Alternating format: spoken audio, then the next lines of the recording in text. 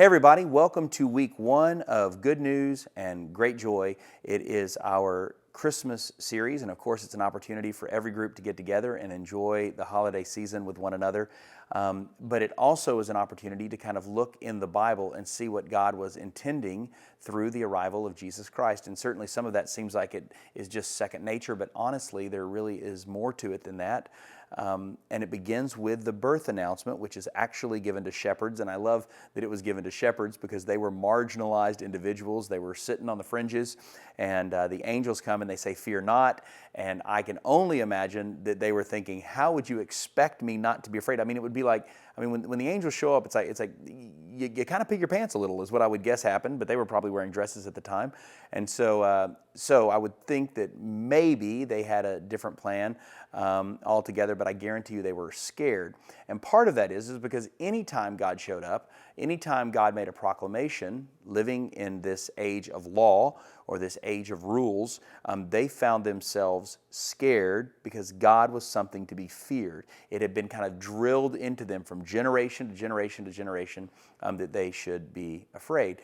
And maybe this would be a good time for you as a group to stop and talk about the unhealthy fear of God that maybe you had at some point in your life, places where you thought God was going to smite you or get you or strike you, and you failed to recognize the New Testament principle, which is we are now able to fear not. We don't have to be afraid of being in God's presence. It was something to be terrified of in the Old Testament, but in the New Testament it would be normative, and that each and every one of us would have access to God because of the person and work of Jesus Christ, who of course came as a baby in a manger. So maybe that's something that you could talk about, kind of an incorrect view that you had of God, and how your commitment to the age of law as opposed to the age of grace, how your commitment to the age of law played into those fears that you had in those early moments. And then I want you to turn your attention to why it is that we don't actually have to be afraid anymore. And that reason is found in 2 Corinthians 5:21 that says, "For our sake, God made him to be sin who knew no sin, in order that we might become the righteousness of God," is that you and I now have permanent access to God because of the person and work of Jesus Christ. And maybe you could share when it was that you received that access, when it was that you were basically born again spiritually and that you're able to walk into the presence of God. And as you kind of think about that and talk about that with your group, maybe it's an opportunity for you to share your faith, and maybe even for some of you to share why it is that you haven't crossed that line of faith at this point, why it is that you haven't received that particular gift.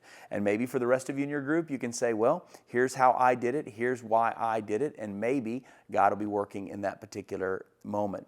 Because at the end of the day, we want to make sure that we understand the grace of God that isn't just give us, a license to be crazy liberal in our living, and to just actually be to be immoral or anything like that, but an opportunity for us to recognize that God is on our side. And is there even a clearer picture that God is for us than what we see on the cross?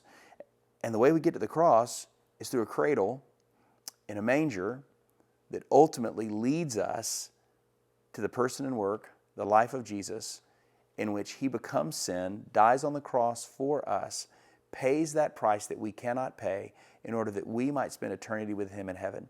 And when we kind of wrap our minds around that, we're in a really good place.